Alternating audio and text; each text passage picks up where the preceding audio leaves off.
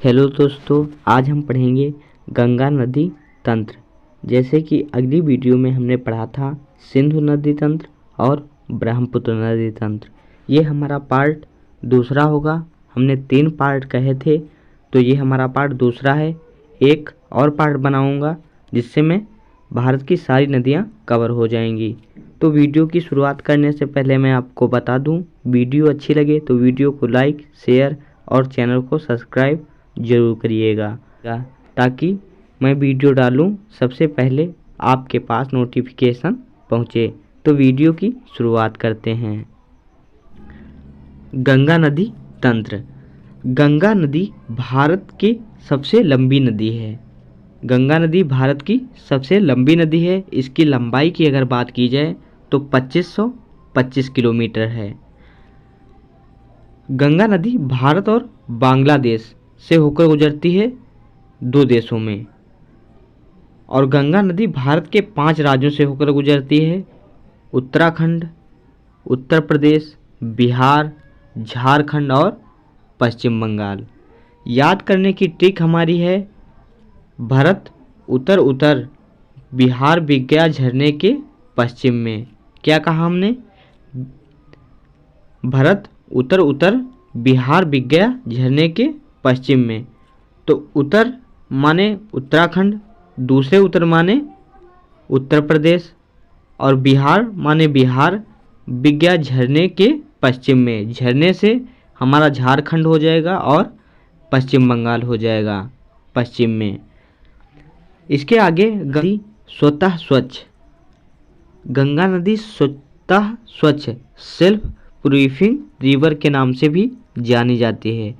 इसलिए ये जानी जाती है कि क्योंकि इसमें बैक्टीरियोफेज नामक एक वायरस होता है, जिससे सभी बैक्टीरिया नष्ट होते रहते हैं और गंगा जल में पनप नहीं पाते हैं। इसलिए गंगा जल में कीड़े नहीं पड़ते हैं।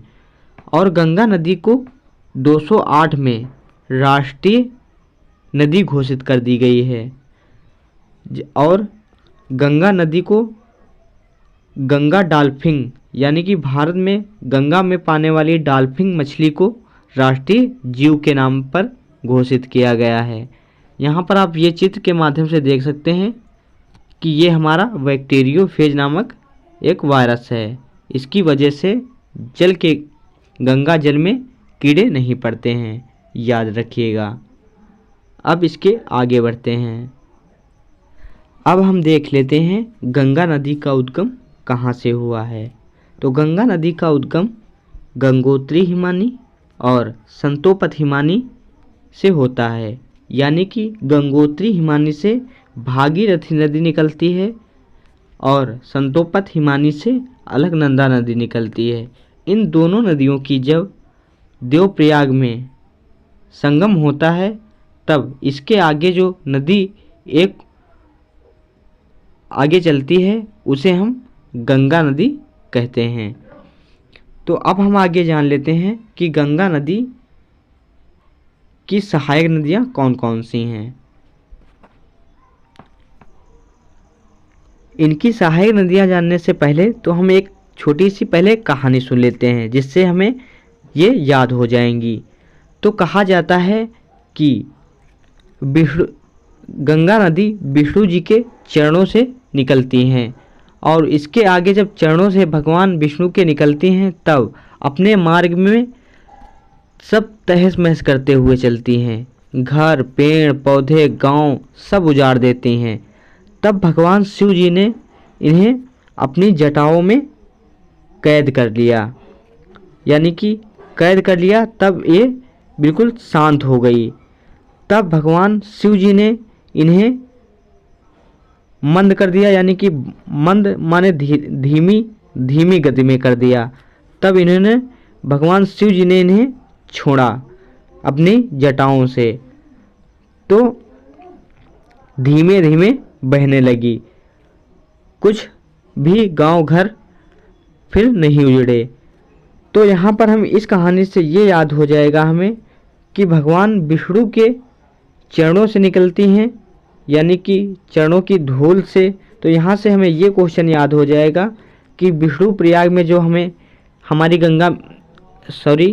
जो विष्णुप्रयाग में नदी मिलती है आके, वो धौली गंगा, यानी कि भगवान विष्णु के चरणों से निकलती है, तो भगवान के चरणों की धूल से, तो इसे हमें धौली गंगा याद हो जाएगी। और इसके आगे नंद प्रयाग नंदाकिनी, नंद प्रयाग में नंदाकिनी नदी आकर मिलती है। नंद से नंदाकिनी और नंदाकिनी और नंद प्रयाग, ये इसी तरह हमें रिलेट होकर याद हो जाएगी। और इसके आगे है कर्णप्रयाग।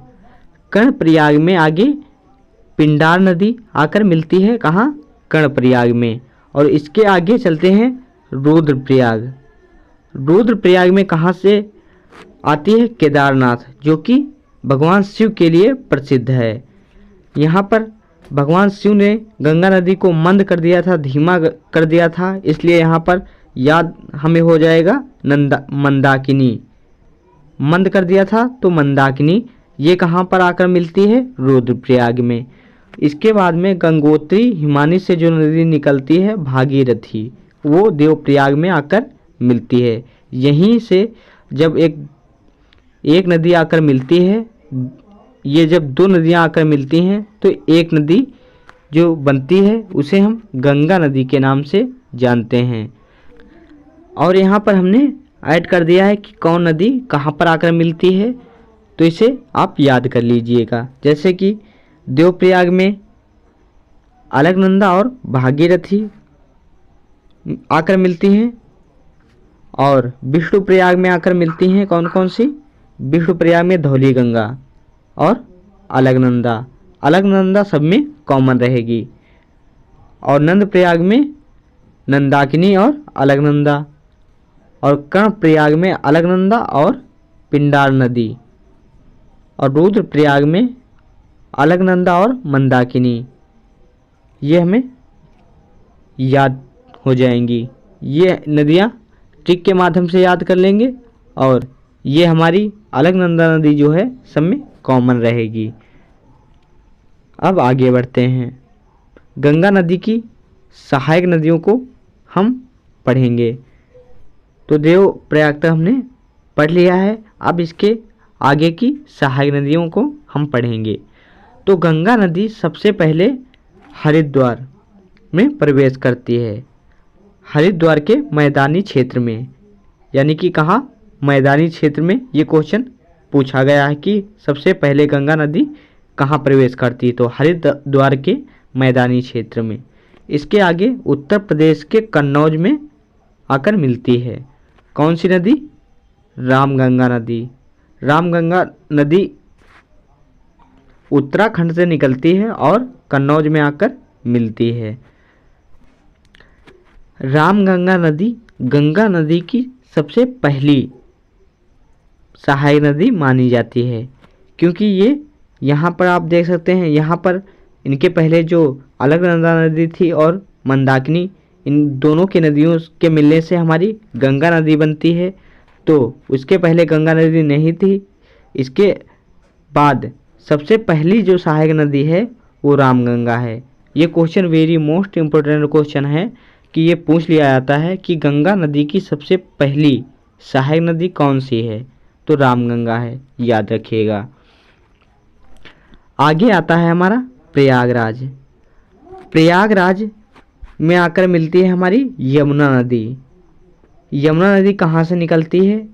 यमुनोत्री हिमानी से निकलती है और प्रयागराज में आकर मिल जाती है। और यहाँ यमुना नदी की सहायक नदी जो है चंबल, बेतवा और केन। इसे हम याद करने की ट्रिक अगर कहें क्या होगी, तो KBC, कौन बनेगा करोड़पति, KBC, इससे हमें याद हो जाएगी। के से केन नदी जो कि मैसूर पहाड़ी से निकलती है, और बी से बेतवा जो कि कहाँ? विंध्या पर्वत से निकलती है, जो MP में मध्य प्रदेश में है, और सी से हमारा हो जाएगा चंबल जो कि इंदौर से निकलती है, ये भी हमारी मध्य प्रदेश से निकलती है। और यमुना नदी गंगा नदी की सबसे लंबी सहायक नदी है। और यमुना नदी की चंबल नदी सबसे बड़ी सहायक नदी है, सबसे लंबी, यानी कि याद रखिए। जितने क्वेश्चन हम कराएंगे वे वेरी मोस्ट इम्पोर्टेंट क्वेश्चन होंगे। हर एक question very very most important होगा, इन्हें ज़रूर याद रखिएगा। यमुना नदी से एक और क्वेश्चन बनता है कि यमुना नदी को और किस नाम से जाना जाता है, तो याद रखिएगा, वेरी मोस्ट इम्पोर्टेंट है। इसे हम कालिंदी नदी के नाम से भी जानते हैं। कालिंदी नदी को ही हम यमुना नदी कहते हैं, इसका दूसरा नाम है। आगे हमारी आती है गोमती नदी।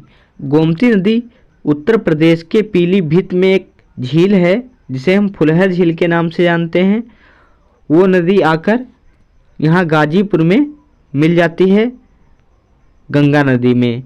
और गंगा नदी एक ऐसी इकलौती नदी है जिसे हम मैदानी क्षेत्र से निकलती है, यानी कि क्वेश्चन ये पूछ लिया जाता है, वेरी मोस्ट इम्पोर्टेंट क्वेश्चन इससे बनता है कि ऐसी कौन सी नदी है जो कि मैदानी क्षेत्र से निकलती है और गंगा नदी की सहायक नदी है, तो कौन सी है? गोमती नदी है, इसे याद रखिएगा। आगे है हमारा छपरा। छपरा में आकर मिलती है घाघरा नदी हमारी, जो कि कहाँ से? नेपाल से निकलती है, जिसे ये दो भागों में पहले विभाजित होती थी, जिसे काली नदी, हम नेपाल में इसे काली नदी और करराली नदी कहते हैं। काली नदी को हम भारत में शारदा नदी और करराली को हम घाघरा नदी कहते हैं। ये आगे आकर मिल जाती हैं, जैसे कि हमारी गंगा नदी दो नदियों से मिलकर बनी थी, भागीरथी और अलकनंदा नदी से। उसी तरह शारदा और घाघरा नदी जब मिलती हैं तो वहाँ से एक घाघरा नदी ये आकर छपरा में मिल जाती है, इसे याद रखिएगा। ये कहाँ से निकलती हैं? नेपाल से। इसके आगे आता है सोनपुर। सोनपुर में आकर मिलती है गंडक नदी। गंडक नदी भी हमारी नेपाल से निकलती है और कहाँ पर मिलती है आकर? गंगा नदी में, सोनपुर में, याद रखिएगा। और कोसी नदी, कोसी नदी आकर मिलती है कुर्सेला में, जो कि ये भी नेपाल से आकर मिलती है, नेपाल से निकलती है और कुर्सेला यानी कि नदी में आकर मिलती है भारत में। इसके आगे आती है हमारी महानंदा नदी। महानंदा नदी दार्जिलिंग की पहाड़ी से निकलती है और फरक्का बैराग में आकर मिल जाती है। और यहाँ पर एक यहीं से गंगा नदी दो दिशाओं में विभाजित हो जाती है, दो दिशाओं में बढ़ जाती है, जो कि एक जिसे हम हुगली नदी के नाम से जानने लगते हैं और दूसरी बांग्लादेश में प्रवेश करती है, जिसे हम पद्मा नदी के नाम से जानने लगते हैं। यहीं से दामोदर नदी एक है जो कि हुगली नदी की सहायक नदी है। ये दामोदर नदी बंगाल का शोक भी कहा जाता है।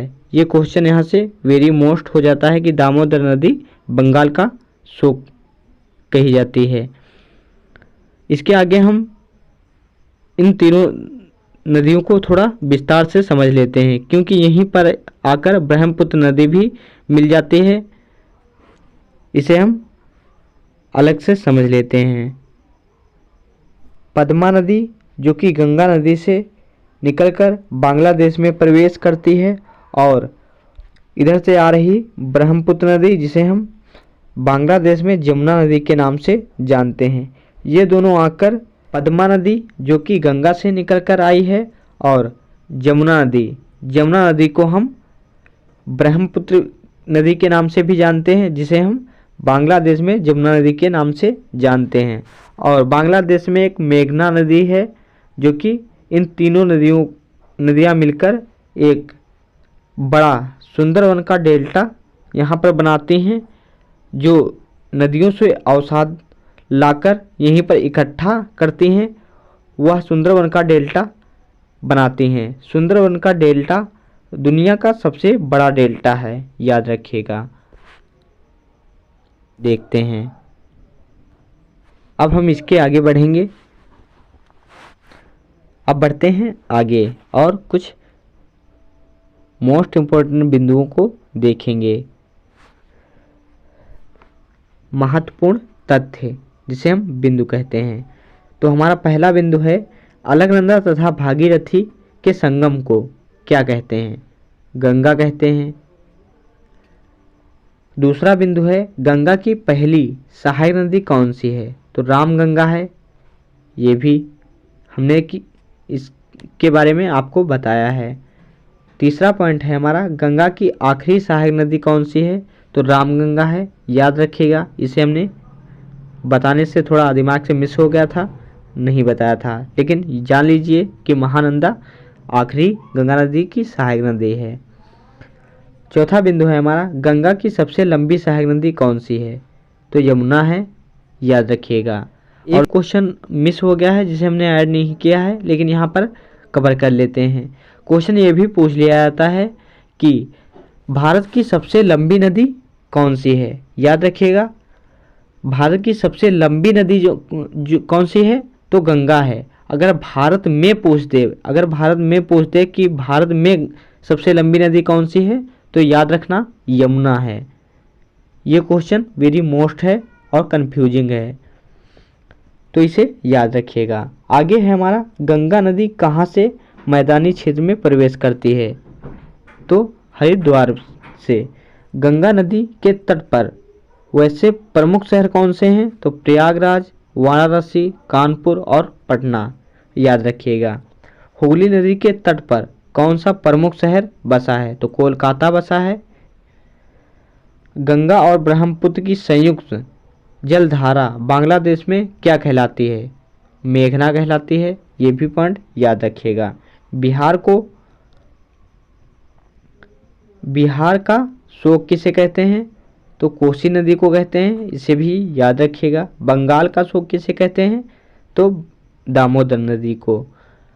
और गंगा की सहायक नदी जिसका उद्गम मैदान भाग है यानी कि गोमती, ये हमने स्थल मैदानी भाग है, ये हमने बताया था, ये याद रखिएगा। अब इसके आगे हम कुछ प्रीवियस ईयर क्वेश्चनों को भी हल कर लेते हैं ताकि हमें पता चल सके कि कितना हमें याद हुआ है। हमारा पहला क्वेश्चन दे रखा है गंगा नदी निम्नलिखित में से किस राज्य से नहीं गुजरती है? तो इसका उत्तर प्रदेश, बिहार, पश्चिम बंगाल, मध्य प्रदेश। तो इसे हमने ट्रिक के माध्यम से याद किया था। भारत उत्तर उत्तर बिहार बिक गया पश्चिम में।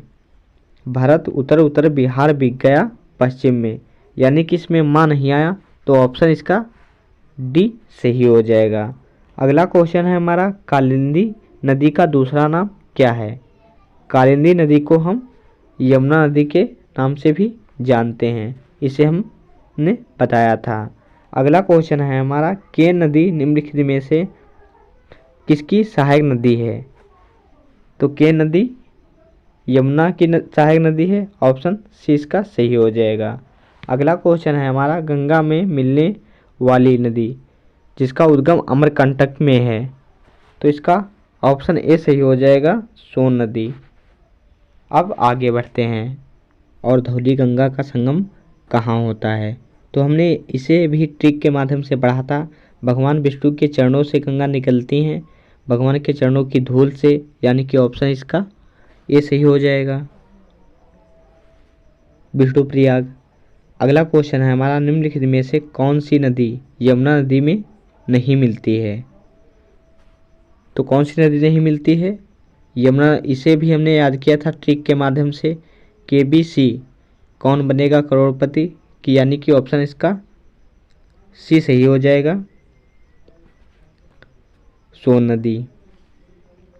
अगला क्वेश्चन है हमारा के साथ वह कौन सी नदी है जिसका संगम रुद्रप्रयाग में होता है?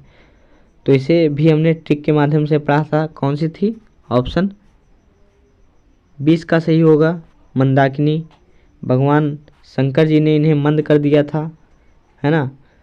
तो अगला क्वेश्चन है हमारा दामोदर नदी निकलती है, तो दामोदर नदी कहाँ से निकलती है? छोटा नागपुर पठार, इसे याद रखिएगा, ये हमने शायद भूल गए थे। अब बढ़ते हैं आगे। अगला क्वेश्चन है हमारा बंगाल का शोक किस नदी को कहा जाता है? तो बंगाल का शोक हमने किसे कहा था? दामोदर नदी को, यानी कि ऑप्शन 20 का सही हो जाएगा। बिहार का शोक किसे कहा जाता है?